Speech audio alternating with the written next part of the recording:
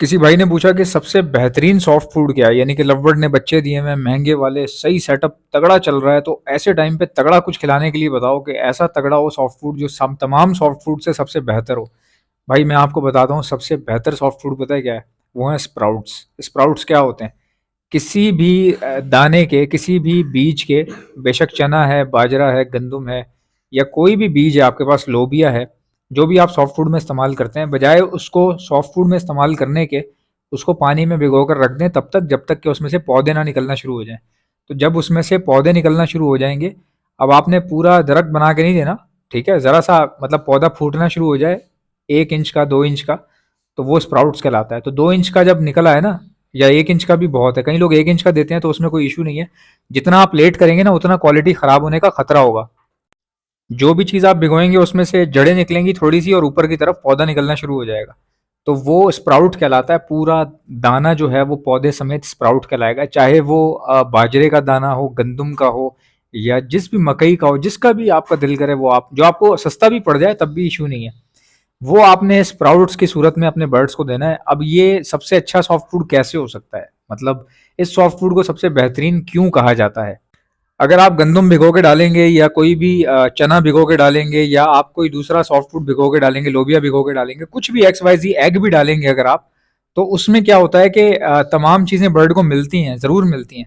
लेकिन जो सब्जी है, इसमें प्रोटीन बहुत ही अच्छी मिकदार में और बहुत ही ज़्यादा, कह लीजिए कि बहुत प्योर प्रोटीन मिलता है। यानी कि जिस प्रोटीन की भी ना टाइप्स होती हैं, टाइप से मुराद ये की क्वालिटी होती है, प्रोटीन की भी क्वालिटी होती है। अब जैसे कोई कहता है कि मछली में सबसे ज्यादा प्रोटीन है, ठीक है, उसका मकसद क्या होता है कहने का। लेकिन अगर आप गाय में बोलें कि प्रोटीन कम है मछली से, तो ये बात सही नहीं है। गाय में ज्यादा होता है, बट मछली को ज्यादा क्यों कहते हैं? इसलिए कहते हैं कि मछली छोटी होती है। तो इतनी छोटी यानी कि नस्ल होने के बावजूद उसमें मैक्सिमम प्रोटीन होता है। कभी भी आप ये नहीं सोच सकते कि मछली में गाय से ज्यादा प्रोटीन होगा, नहीं। मछली के हवाले से मिसाल मशहूर है कि इतनी छोटी सी मीट है, लेकिन उसकी बॉडी के हिसाब से, उसकी अपने स्ट्रक्चर के हिसाब से उसमें मैक्सिमम प्रोटीन है। यानी कि इतनी छोटी चीज में इतना ज्यादा प्रोटीन पहले कभी नहीं देखा गया, इसलिए फिश को कहा जाता है कि सबसे ज्यादा प्रोटीन इसमें। लेकिन वैसे अगर आप स्टडी करें तो जो गाय का गोश्त है उसमें सबसे ज्यादा प्रोटीन उसके अंदर होता है, लेकिन वो बड़ी भी तो होती है। बात सिर्फ ये है, वो बड़ी भी है ना। तो इसी तरह अगर आप बर्ड के सीड्स की बात करें तो सीड्स में भी प्रोटीन होता है, लेकिन जब उस सीड में से प्लांट निकलना शुरू हो जाता है तो प्रोटीन का लेवल और भी ज्यादा बढ़ जाता है। उसके अलावा जो प्रोटीन की क्वालिटी होती है वो हाईएस्ट क्वालिटी होती है, जो अपनी पीक पर होती है पौधा निकलते हुए। और इसी बात से बड़ी अजीब सी बहस भी शुरू हो सकती है, जो कि बहुत बड़े बड़े रिसर्चर्स आपस में करते हैं। वो बहस मैं वैसे ही आपको बता रहा हूँ, हालांकि इस टॉपिक से रिलेशन नहीं है उसका, मैं आपको मजे की बात बता रहा हूँ, थोड़ा हंसी भी आएगी आपको। ये जितने भी लोग पढ़ते हैं ना इसके बारे में, सीड्स के बारे में, या जो एग्रीकल्चर के बारे में जो लोग पढ़ते हैं, उनमें एक बहस होती है। उनमें बहस ये होती है कि लिविंग थिंग और नॉन लिविंग थिंग। जैसे चना है, वो लिविंग थिंग है या नॉन लिविंग थिंग है? आप किसी, मेरे हिसाब से अगर आप पूछें तो वो नॉन लिविंग थिंग है, ठीक है, वो एक सीड है खाली। बट अब ये कैसे पता चलेगा कि ये जिंदा है या मुर्दा है? क्योंकि अगर वो मुर्दा है तो उसको पानी में डालने के बाद या जमीन के अंदर डालने के बाद उसमें से पौधा कैसे निकल आता है? जब पौधा निकलता है तो हम कहते हैं कि पौधा is a plant is a living thing, ठीक है, प्लांट जो है वो लिविंग ऑर्गेनिज्म है। लेकिन जिस चीज में से वो निकल रहा है तो फिर वो मुर्दा कैसे हो गया? तो ये इतनी खतरनाक बहस है जो लोग अक्सर अमूमन करते हुए नजर आते हैं। अच्छा, हमने बहस नहीं करनी है, तो मैं वैसे ही आपको बता रहा था कि ये बहस जो है चल जाती है। ये उसी तरह ही जैसे मुर्गा पहले आया था या अंडा, मुर्गी पहले आई थी या अंडा पहले आया था। अब बात यह है कि स्प्राउट्स के साथ क्या क्या दें। अगर जिस दिन स्प्राउट्स दे रहे हैं उस दिन कुछ और भी दे सकते हैं, क्योंकि स्प्राउट्स देखें, बर्ड जब खा लेता है ना तो स्प्राउट्स से उसका पेट फुल नहीं होता, यानी कि फीड जब वो करवाएगा, क्योंकि सब्जी में तो पानी पानी होता है ना, कुछ ऐसा चीज भी चाहिए होती है जो भारी हो, जो गले में स्टे करे, ठीक है, क्योंकि जो प्लांट है वो बहुत ही ज्यादा सॉफ्ट होता है। लेकिन वो भी हेल्प आउट करता है। अगर वो नहीं होगा तो बर्ड का जो डाइजेस्टिव सिस्टम है वो इम्प्रूव नहीं होगा। जो बच्चे हैं ना छोटे, इनका डाइजेस्टिव सिस्टम जो है वो इम्प्रूव तब होता है जब उनको वाइटामिन और प्रोटीन उनको इस तरह से मिलता है कि नेचुरली वो उसको एब्जॉर्ब कर पाए और उसको डाइजेस्ट कर पाए, ठीक है। क्योंकि ये नेचुरली मिल रहा है ना, तो नेचुरली मिलने का जो मतलब होता है ना वो बहुत ही डिफरेंट होता है बॉस।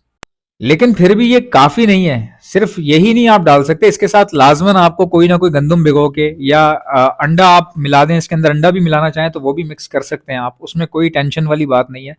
कुछ चीज़ें ऐसी होती हैं जो कि बच्चों के क्रॉप में यानी कि पोटे के अंदर जहाँ पे उनका खाना जमा होता है उसमें स्टे करती हैं, तो उनका स्टे करना भी ज़रूरी है। अगर वो स्टे करने वाली चीज़ ज़्यादा है लेकिन पोटे के अंदर पानी कम है, या सॉफ्ट फूड के अंदर जो है उतना अच्छा जो है ना सॉफ्टनेस नहीं है, या कोई प्लांट्स ऐड नहीं है, या कोई सब्जी आपने ऐड वेजिटेबल ऐड नहीं की, तो उससे क्या होता है कि पोटा जाम हो जाता है। तो पोटे को, डाइजेस्टिव सिस्टम को अच्छा रखने के लिए, इम्यूनिटी बच्चे की, छोटे बच्चे की इम्यूनिटी को डेवलप करने के लिए जो चीज़ें मदद देती हैं वो हर चीज़ होती है, एक चीज़ नहीं होती।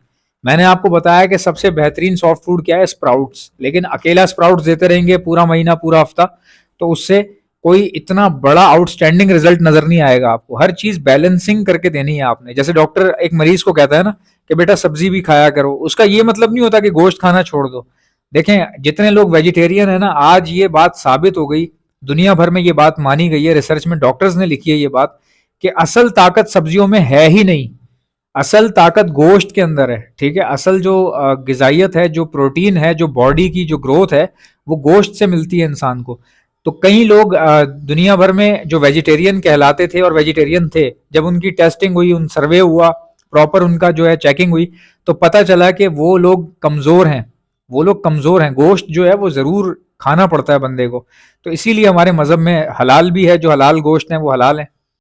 अब मिसाल के तौर पे एक आदमी जो है वो सिर्फ गोश्त ही खाता रहता है, ये मेरी बात सुनने के बाद सिर्फ गोश्त खा रहा है, सब्जी बिल्कुल भी नहीं खा रहा, तब भी उसको कोई ना कोई प्रॉब्लम हो जाएगी, कोई ना कोई डिजीज उसको हो सकता है, या किसी ना किसी किस्म की कमजोरी उसको हो सकती है।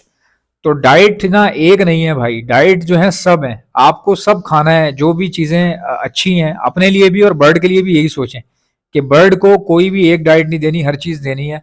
बेशक आप डिफरेंट डिफरेंट चीजें डिफरेंट डिफरेंट डेज में ट्राई कर सकते हैं। ठीक, किसी दिन आपने स्प्राउट्स के साथ एग फूड दे दिया, ठीक है, अगले दिन आपने एग फूड के साथ चना मिला के दे दिया, राइट। फिर उसके अगले दिन आपने गंदुम, चना और स्प्राउट्स दे दिए। ठीक है, तो अलग अलग जितना आप वैरायटी ला सकें उतना वैरायटी लें। अच्छा, कई लोग मिक्स बनाते हैं, हर चीज डाल देते हैं उसके अंदर, मिक्स करके उसको ग्राइंड कर लेते हैं, तो वो तरीका भी ठीक है अगर आपको कंफर्टेबल है। आपने खुद ऑब्जर्व करना होता है ना, मैं जितना भी समझा लूं भाई, जो चीज़ आपके बर्ड को पसंद आ रही है वो तो आपको ही पता होगी ना, क्योंकि परिंदे हैं, मूड के हिसाब से चलते हैं। कई लोगों के पास देखा गया है कि सॉफ्ट फूड अच्छा ज़्यादा खा रहे होते हैं, कुछ बर्ड नहीं खा रहे होते। जैसे एक भाई ने मुझे एक दफ़ा बताया कि मेरे जो पैरट्स हैं वो सॉफ्ट फूड नहीं खाते, तो मैं हैरान हो गया। अब वो इतने परेशान थे इस बात को लेकर के, कहने लगे यार इस तरह कैसे काम चलेगा, कोई बर्ड उनका सॉफ्ट फूड खाता ही नहीं है। फिर मैंने उनको एक दो तरीके बताए, वो भी उन्होंने अपनाए, उसके बावजूद नहीं खा रहे बर्ड्स। अब क्यों नहीं खा रहे वो वजह तो नहीं पता चली, लेकिन बात यह है कि जब आप आ, खुद ऑब्जर्व करते हैं ना कि मेरा बर्ड क्या चीज़ खा सकता है या खा रहा है, तो उसके हिसाब से आप खुद ही चेंजेस ला सकते हैं, बजाय इसके कि कोई दूसरा बंदा आपको बताए। सिर्फ आपको मैंने इशारा दिया है कि वेजिटेबल का शामिल होना सॉफ्ट फूड के अंदर बहुत ज़रूरी है और अच्छा है। ठीक है, अगर आप नहीं करेंगे तो कोई प्रॉब्लम नहीं होगी, बच्चे तब भी बड़े हो जाते हैं। लेकिन एक अच्छी डाइट के हवाले से मैंने आपको बताया, अगर आपके पास टाइम है ना तो ये ज़रूर करें। स्प्राउट्स के लिए टाइम का होना बहुत ज़रूरी होता है, क्योंकि इनकी एक थोड़ी सी ड्यूटी होती है, देख रेख होती है थोड़ी सी ना, कि ख़राब ना हो, उसमें फंगस ना लगे, इसके अंदर कोई किसी किस्म का इन्फेक्शन ना लगे। एग एंड बीन्स मिक्सचर अगर आप में से किसी को चाहिए तो आप हमसे मंगवा सकते हैं। इसकी कीमत सिर्फ और सिर्फ 400 रुपये का आधा किलो है ये। अगर कोई 1 किलो लेगा तो उसको 800 रुपये का पड़ जाएगा। ऑर्डर करने का तरीका क्या है, आप एग एंड बीन्स लिख के सेंड कर दीजिए मुझे मेरे व्हाट्सएप के ऊपर। मेरा व्हाट्सएप का नंबर है 0327231004 0।